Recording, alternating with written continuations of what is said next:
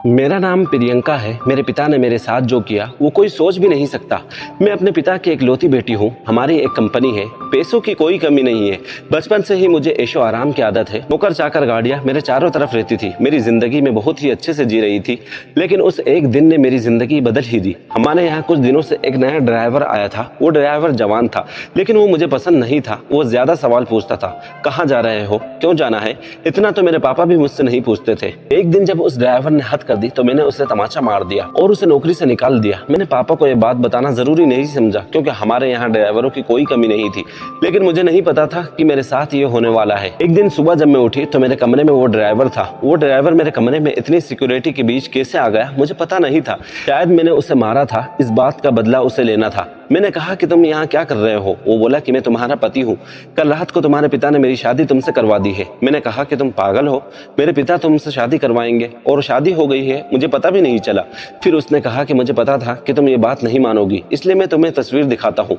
उसने अपने मोबाइल में हमारी शादी की तस्वीर दिखाई। वो सच बोल रहा था। मैं उसके साथ मंडप पर बैठी थी, मुझे होश नहीं था, और मेरे पिता भी मेरा कन्यादान करते हुए तस्वीर में थे। मुझे उस तस्वीर को देखकर भरोसा नहीं हुआ कि मेरे पिता जो मुझे इतना प्यार करते हैं, वो मेरी शादी बेहोशी में मेरी मर्जी के बिना एक ड्राइवर से कैसे करवा सकते हैं। मैं उसी समय अपने पिता के पास गई। पापा को कहा कि पापा ये सब क्या है, ये कोई नाटक है। इस ड्राइवर के साथ आप मेरी शादी करवा दी, वो भी मुझे बेहोश करके। आप ऐसा कैसे कर सकते हैं। पापा ने कहा कि वो मजबूर है। मैंने कहा मजबूर, हम मजबूर हैं। इतने बड़े होने के बाद भी इसकी क्या औकात है, हम इसके आगे कैसे मजबूर हो सकते हैं। वो बोला कि मर्जी तुम्हारे बाप की थी, जो इस तस्वीर में साफ दिखाई दे रहा है। वो बोला चलो अब मेरे साथ। मैंने कहा कहाँ चलो, ये मेरा घर है। वो बोला नहीं, तुम मेरी पत्नी हो, अब तुम मेरे साथ ही रहोगी। वो मेरा हाथ खींचकर मुझे ले जा रहा था। मुझे नहीं पता था कि उनकी क्या मजबूरी थी, पर उन सब के बीच मेरी जिंदगी के साथ बहुत बड़ा मजाक हो रहा था। वो मुझे अपने घर ले गया। घर नहीं, पिंजरा था, एक छोटा सा कमरा। बाथरूम के लिए भी कमरे के बाहर जाना पड़ता था। उसने मुझे कहा कि यही अब मेरा घर है, यहीं पर रहना है। धीरे धीरे शाम हो गई। मुझे भूख लग रही थी। ऐसी भूख मैंने अपनी जिंदगी में कभी महसूस नहीं की थी। मैं मेरे कमरे की चौखट पर बैठकर रो रही थी। पास के कमरे से एक औरत ने मुझे रोते देखा और कहा क्या हुआ है। मैंने कहा भूख लगी है। वो बोली इतनी सी बात। उसने अपने कमरे से एक रोटी और थोड़ी सी दाल लाकर मुझे दी। उस खाने को मैंने खाया। मैंने हर तरह के पकवान खाए, लेकिन वो रोटी और दाल खाकर मुझे जो अनुभव हुआ, लगा जैसे मैंने भगवान को पा लिया हो। फिर रात हो गई थी तो वो वापस आया। आते ही उसने कमरे का दरवाजा लगा लिया। मुझे डर था कि वो कहीं मेरे साथ जबरदस्ती ना करे, लेकिन वो चुपचाप एक कोने में सो गया। इतने बड़े महल से एक कमरे में, वो भी एक अजनबी के साथ। मैंने सोचा कि अब मैं यहाँ और बर्दाश्त नहीं कर सकूंगी। मुझे वहां रहते अब 10 दिन भी हो गए थे। खाना मैं बना नहीं पाती थी। कोशिश करके जैसा तैसा बनाकर मैं खाना खा लेती थी। फिर एक दिन मैं चक्कर खाकर गिर गई, और जब मुझे होश आया तो मैं अपने पिता के घर थी।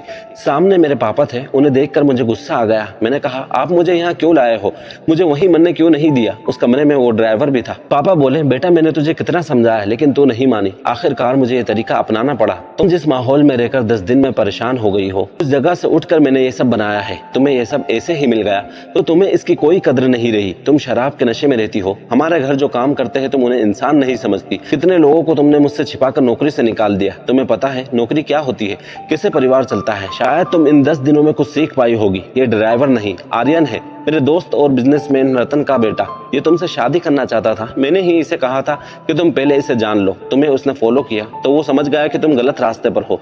इसलिए हम दोनों ने मिलकर ये नाटक किया ताकि तुम्हारी आंखें खोल सके। जिस रात तुम्हारी शादी करवाई थी उस रात भी तुम नशे में घर आई थी। ऐसे और जिंदगी की कद्र करो, सबके नसीब में ये नहीं होता। ये सब मेरे लिए ही था, मुझे सिखाने के लिए। सच में इन सब से मेरी आंखें खुल गई। मैं एक नई इंसान बन गई। आर्यन ने भी मेरा फायदा उठाने की कोशिश नहीं की थी। मुझे पता चल गया था कि वो मुझसे कितना प्यार करता है। दोस्तों आपको हमारी ये स्टोरी कैसी लगी कमेंट बॉक्स में ज़रूर बताएं, और जाने से पहले हमारे चैनल फेम स्टोरी हिंदी को सब्सक्राइब ज़रूर करें।